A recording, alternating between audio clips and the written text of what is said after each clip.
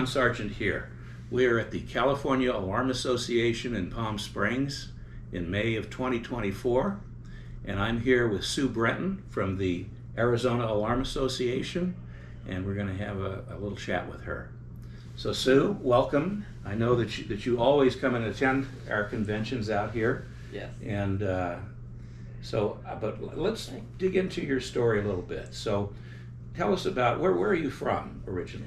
Originally, I was born at the Annapolis Naval Academy, and my father actually lost his pea jacket because he bet I was going to be a boy. So we lived in the Annapolis area until I was about 10 years old, and then moved out to Arizona, and I've been in the Scottsdale area, Scottsdale Mesa area ever since. Okay. And now when you were growing up, did you have any particular feelings or thoughts about what you'd like to do when you got older? Yes, I was going to be a corporate lawyer. Is that right? Yeah, which is kind of funny because kind of life got in the way. You know, I graduated, I got my degree in accounting, and then life got in the way. But what's happened since is that with working with the Alarm Association law, I've actually helped create laws and everything else. So I'm actually now on the other end, rather than being a lawyer and enforcing them, I'm actually writing them, and even probably more important than writing them, I'm actually killing bad ones. Yes. Yeah. Well, we're going to I'd like to talk a little bit about that because I've attended some of those those issues in Arizona. Mm-hmm. But so you finished school, and what did you do, as far as work first? Where did you go? I started after babysitting and all that. I started when I was 15 working at an answering service. Mm-hmm. And worked at the answering service for a few years, and going to college, figured out that, we took phone calls from Scottsdale Police Department whenever there was an accident, and we'd send out the tow trucks. Mm-hmm. So I actually then drove a tow truck to get through college for a few years. No yes. kidding. No. Wow. I was known as Scottsdale's happy hooker because in those days they had the hook on the back of the truck. Yeah. Remember? Yeah. Oh wow. Okay. So my problem was I had a 1965 Mustang that was always falling apart. Something was always going wrong with it. So I had to take auto mechanics, and I figured working there at the garage with the tow truck, Yeah, I'll be darned. So that's interesting. And then what'd you go into after that? Well, a good friend of mine actually ran the Arizona Academy of Family Physicians out of the house. Okay. And I ended up moving in with her for a while, and ended up helping her out, like in her meetings and conferences and things like that. Mm-hmm. And she taught me about how to run an association, basically. Okay. And I thought, I could do this.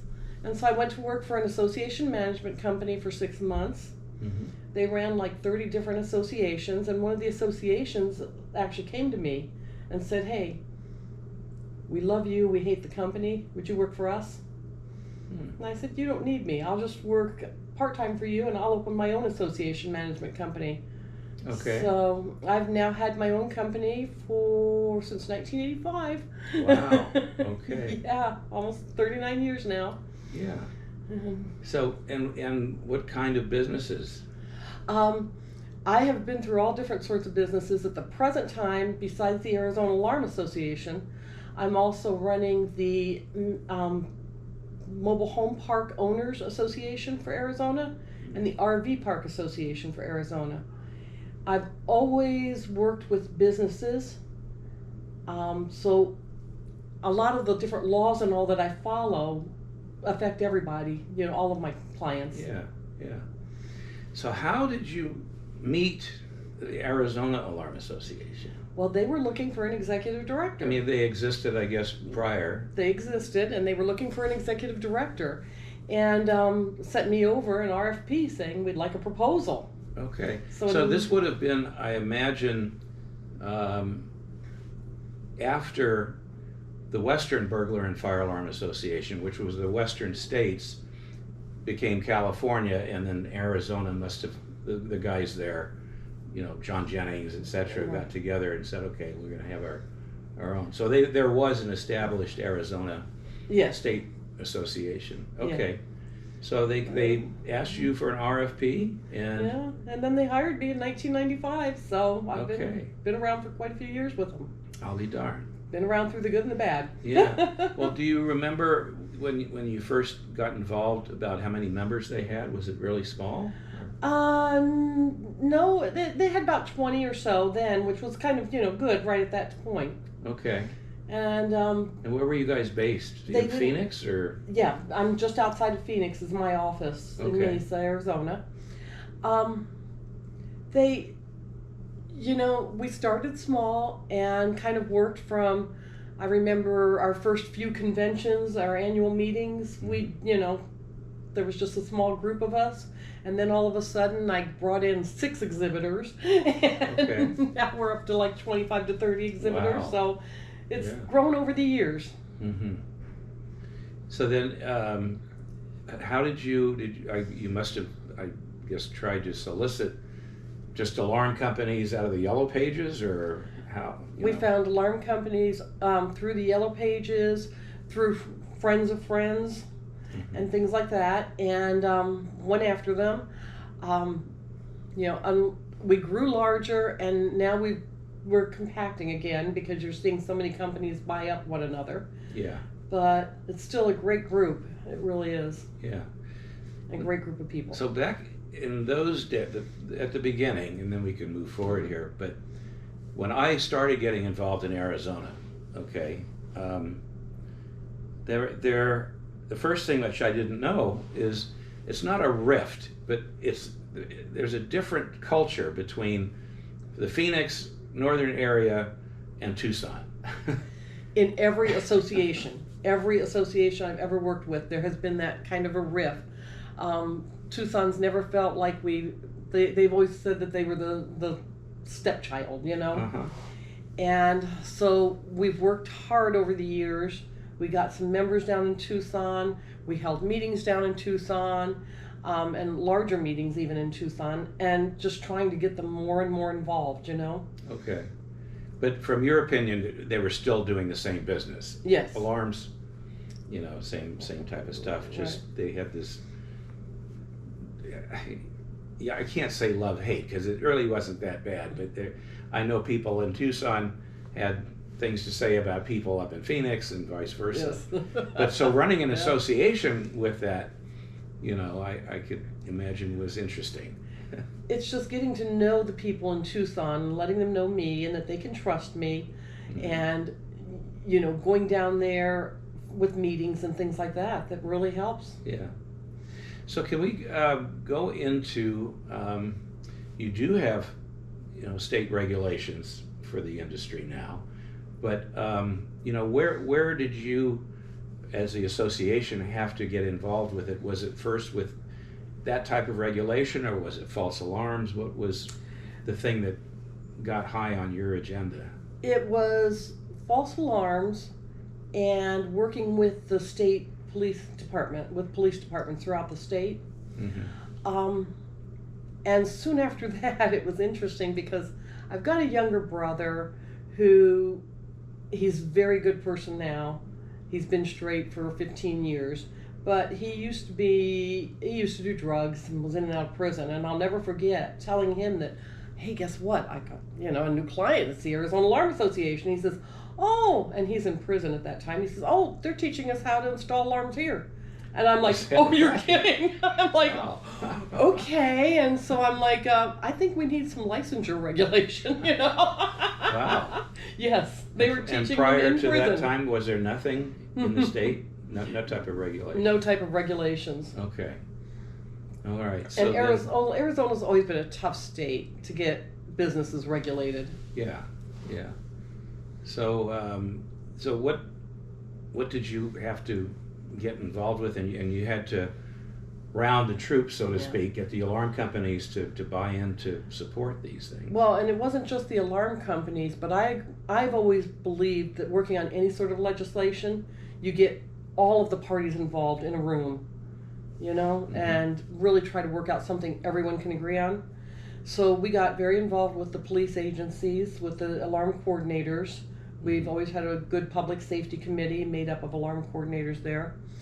And at first, we tried something that they wanted, which was several of the cities had already adopted alarm ordinances and were already requiring alarm companies to go and get background checks and everything else. Mm-hmm. And they said, let us, the cities, try to work together and agree upon reciprocal licensure in all of the cities. Okay, right. So we did that. And obviously you've got Phoenix is the Big lion's share, yeah, but Patty you Ray, had Patty Ray and Robbie Robinson, yes. and of course Becky Buchanan later. Mm-hmm. But to me, it seemed like they always had it together right up front. They did. You know, They and did. so it seemed to me that the other jurisdictions would want to follow what they did. But some of them just didn't want to get involved in the reciprocal licensure. So finally, I guess it was probably about 2009 or so, we said this obviously isn't working well. Hmm. And so we put together... So you only had cities licensing alarm companies at that time, right? Not state or anything like that. So. Yeah, and I figured out that like if you wanted to be licensed throughout the state, if it was just you and one other person, you were looking between the license for the company and the two of you, you were looking at about $2,300 a year. Wow. Yeah, or every year or 2 years. Okay. So we figured it was time now to go to the state legislature. Mm-hmm.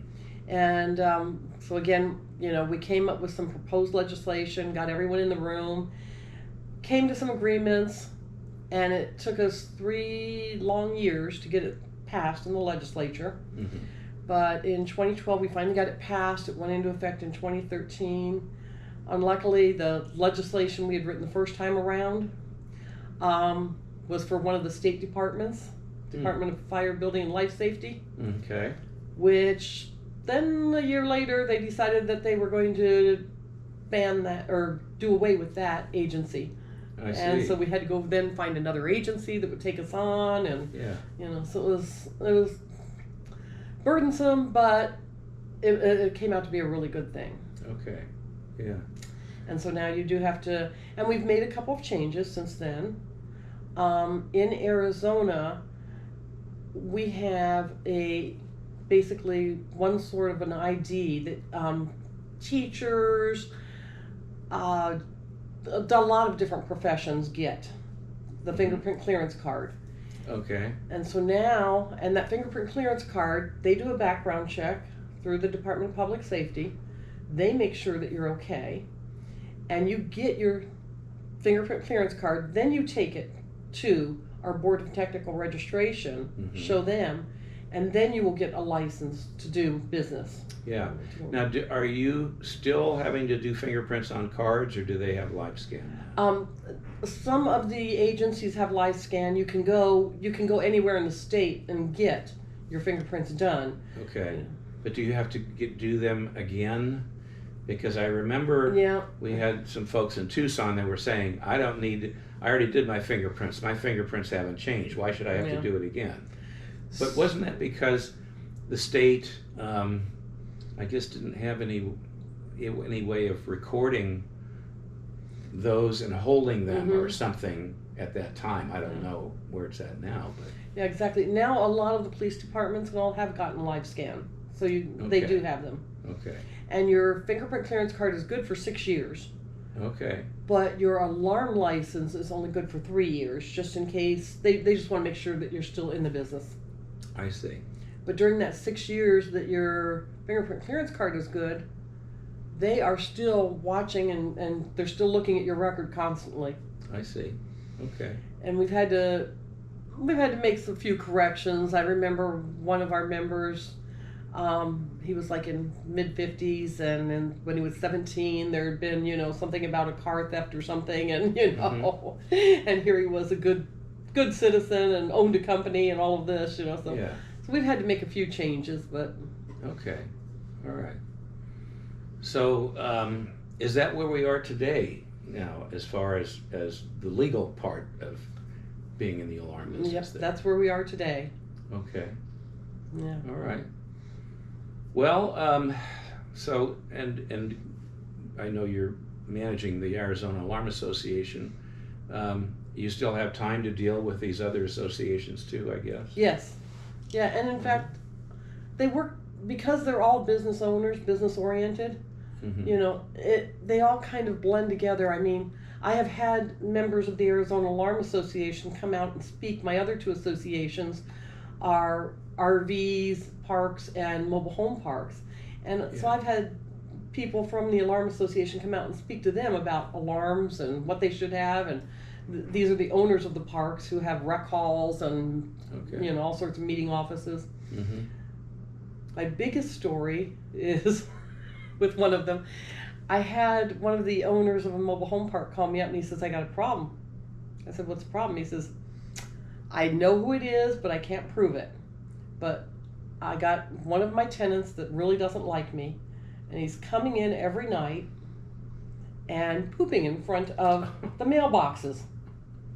Is that right? I said, I can help you. I said, I know all of the alarm companies. I'm sure any one of them would put a camera in there for free for you. You know? Yeah. So that's how we've worked together over the years. Did they catch the guy? They caught him and he was evicted. I'll be darned. Okay. Oh boy. Now, I got involved because I was with Tyco and ADT. With Tucson, because of their sudden interest in verified response. And that, I think we went through that for a year, you know, and with Chief Levitt.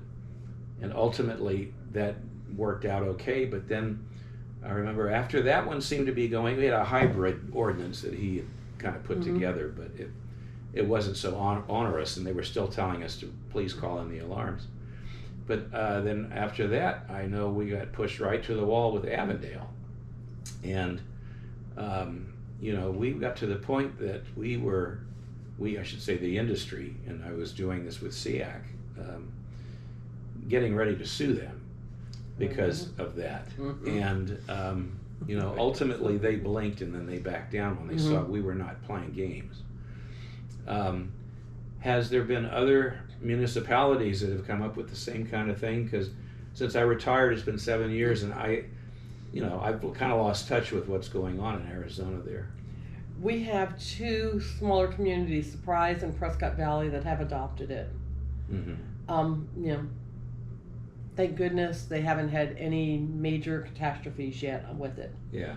You know, I have, of course, a real problem with that. You know, if someone breaks into my house in the middle of the night, they're going to break in a window, and my alarm company can't call the police. You know, if I can't answer the phone and say I'm okay.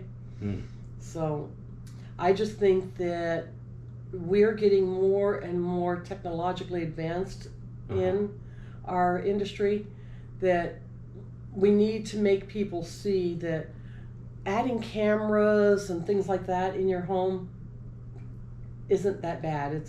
It's good, you know? Yeah. And that when my alarm company calls me up and says, hey, this person just walked in your door, do you know them? You know, that I should be able to answer and tell them. You know, and I think we just need to become more advanced in that. Yeah. Because I think we're going to see, you know, with the problem with the police shortage, I think we're going to see more and more jurisdictions looking at that as a way to save time and energy. Okay. Well, maybe we could touch on just a couple things that come to my mind, and you know, you throw in anything there, but you helped develop the association, which I witnessed, into a production. Okay. It's not just a meeting, you know, that you got to come to, but it's a whole. It's almost like a whole show, and it is very informative, entertaining. You always had, you know, police officials that were very involved and dedicated. That I remember now. We're going back a few years, but one of the best times I had was when you guys introduced me to Sheriff Joe, Yes. Sheriff Joe Arpaio. And he came in and he just talked very matter of fact, and I had seen about him in the news, where they painted this bleak picture of this man, and I could tell right away, listening to him speak at your association, that he was following the law.